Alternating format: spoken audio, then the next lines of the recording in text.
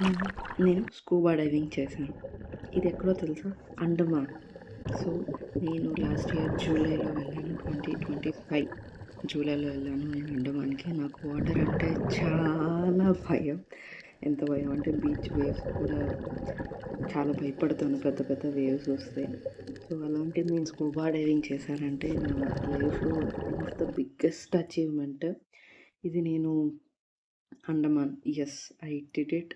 మీరు కూడా ఎక్కడ దొరికినా అని కాకుండా అండమాన్, లక్షద్వీప్ దీంట్లో చాలా బావుంటుందంటున్నారు.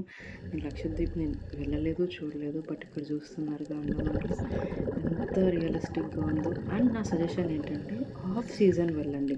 So, July is the of season for Andaman. And నేను చాలా తక్కువ ప్రైస్‌కి చేశాను. లాస్ట్‌లో నేను మీకు డీటెయిల్స్ కూడా చెప్తాను. ఎవరి దగ్గర నేను స్కూబా డైవింగ్ తీసుకున్నానని. సో, అక్కడ డైవ్ చేస్తుంది నేనే. వాళ్ళు చాలా క్లియర్‌గా ఇన్‌స్ట్రక్షన్స్ ఇస్తారు. ముందుగా ఎలా ఉండాలి? ఏం చేయాలి? బ్రీతింగ్ ఎలా తీసుకోవాలి? ప్రతీదీ ఎన్ని ఫిషెస్ అసలు అండర్ వాటర్ వరల్డ్ ఇలా ఉంటుంది అనే విషయం నాకు ఇప్పుడే తెలిసింది.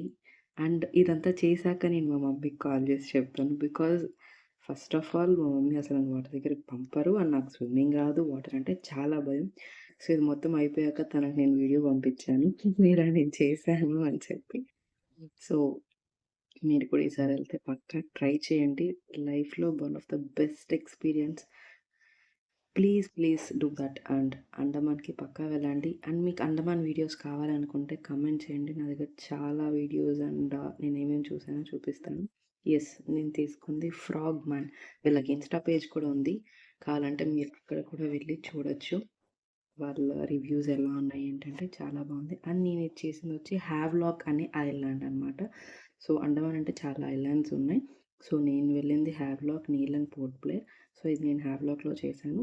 సో, మీరు కూడా వాళ్ళ ఇన్‌స్టా పేజ్‌కి డైరెక్ట్‌గా వెళ్ళినప్పుడు కానీ కన్సల్ట్ అయ్యి ట్రై చేయండి.